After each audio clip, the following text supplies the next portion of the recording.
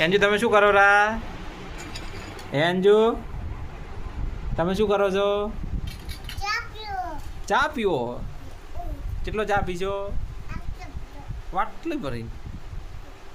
વાટકો ભરી? સાચું? ખૂબ બધો પીશો હે તો હવે પીવો.